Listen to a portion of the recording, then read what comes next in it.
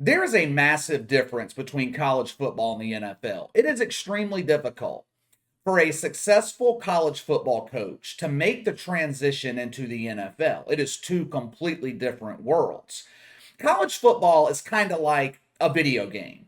The talent level is uneven. It is nothing for a team in college football to put up 50 points. The NFL, the NFL is serious business. There is a lot more that goes into coaching in the NFL than the 3 hours that we see every Sunday. A coach in college football is like a dictator. He is responsible for 18 to 21-year-old kids. Successful college football coaches have complete autonomy over the program. No one in Tuscaloosa is telling Nick Saban what to do. Nick Saban runs Alabama however the hell he wants. Nick Saban, he can come down hard on a player. No one's saying shit to him about it. That approach, it doesn't work at the NFL level. If you come into the NFL with a dictator like approach, you are setting yourself up for a short coaching career.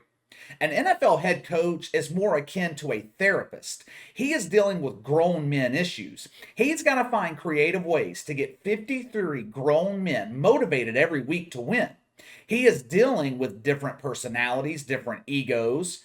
He has got to get every guy on that roster to buy into his system, his philosophy. If a player at Alabama causes problems or is not committed, Nick Saban just throws his ass off the team.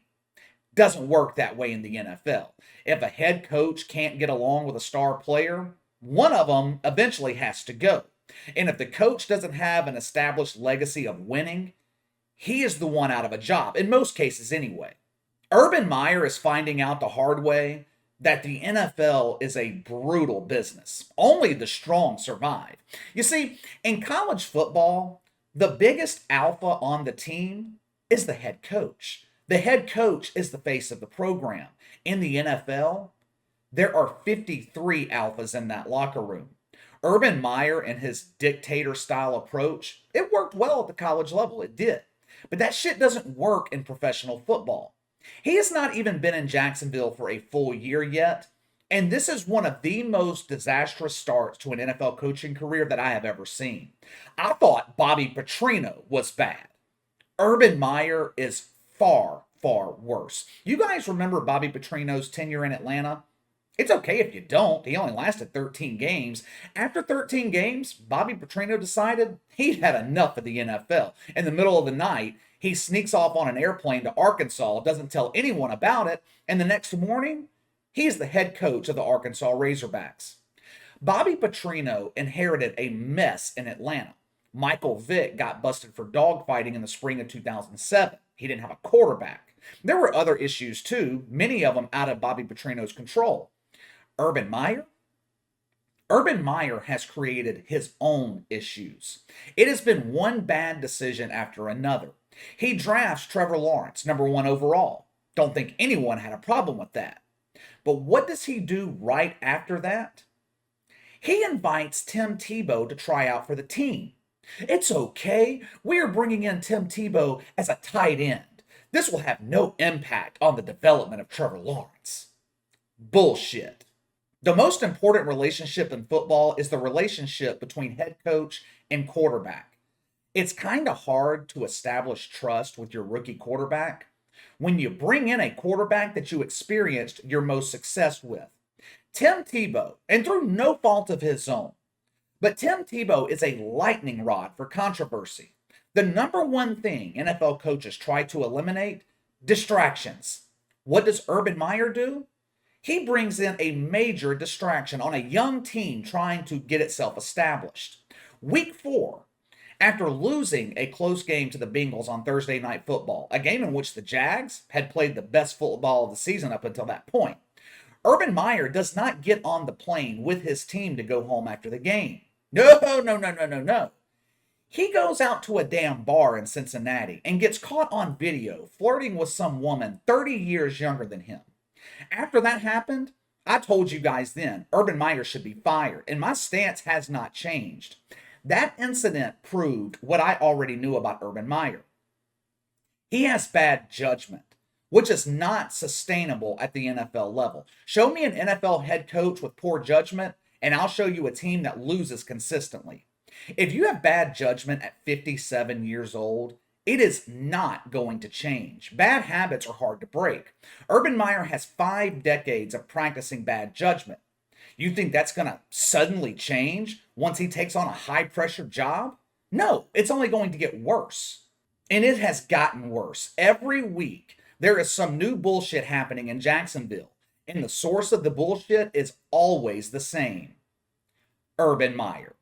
Hell, HBO, they should have selected the Jags for their in-season Hard Knocks. Urban Meyer would have given them all the drama you needed to make a riveting television series.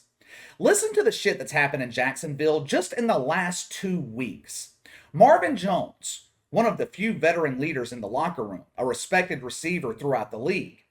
He got so pissed off at Urban Meyer, he just left the team facility one day. He had had enough of Urban Meyer publicly blaming the wide receiver group for the Jags' offensive struggles. All season, Urban Meyer has played the blame game. It's the receivers. It's my coaching staff. It's the defense. No, Urban Meyer, it's you.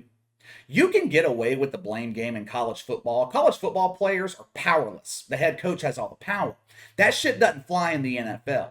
You start blaming in the NFL, you're going to lose the respect of your players, which means you are going to lose the locker room. And once that happens, it is over. You're not getting it back.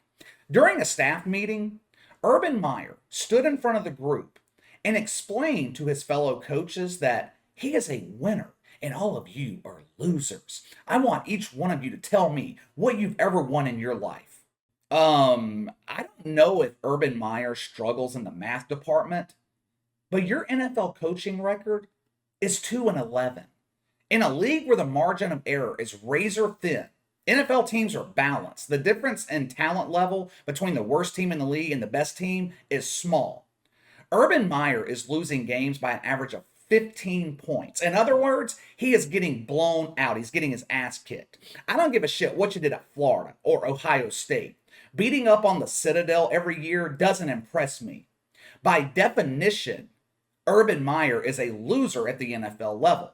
Now, he has vehemently denied that he called his fellow coaches losers, but at this point, it really doesn't matter.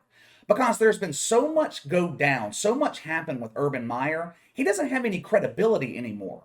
Not one player, not one coach in that locker room has come to the defense of Urban Meyer. Not one. Why is that? He doesn't have their respect. After you hear what I'm about to share with you next, you'll understand why.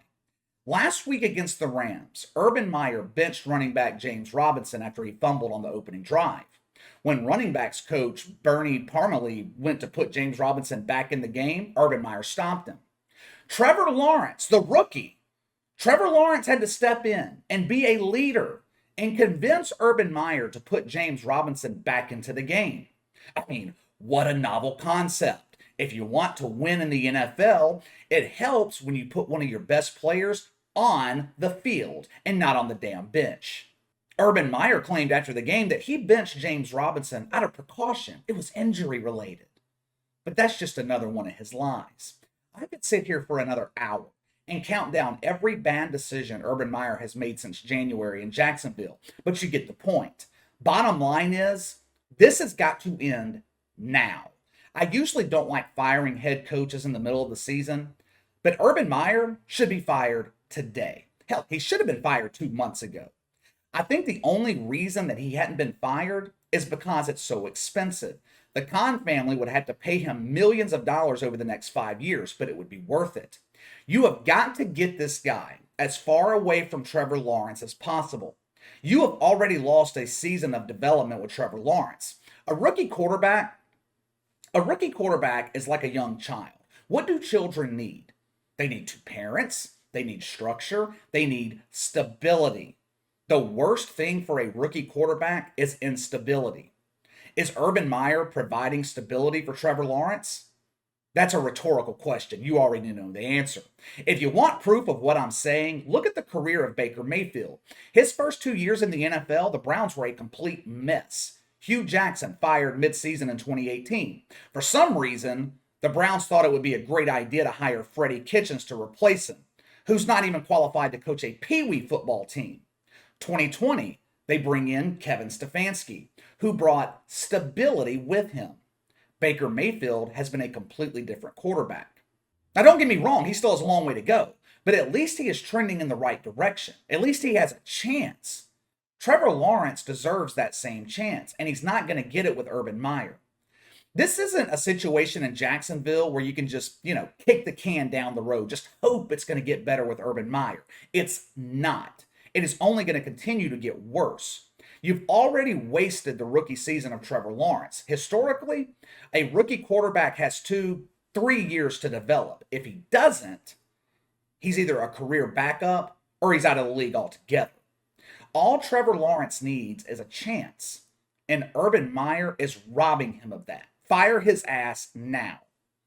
All right, let me know what you guys think. Am I right? Should Urban Meyer be fired, or do you think that he has the capability to turn things around in Jacksonville? Sound off in the comments below. Make sure to like and subscribe. Click the notification bell to receive all notifications from the channel. Best way to contact me is by email at btlkc84@gmail.com, KC_BTL84 on Twitter. I'll see you guys tomorrow.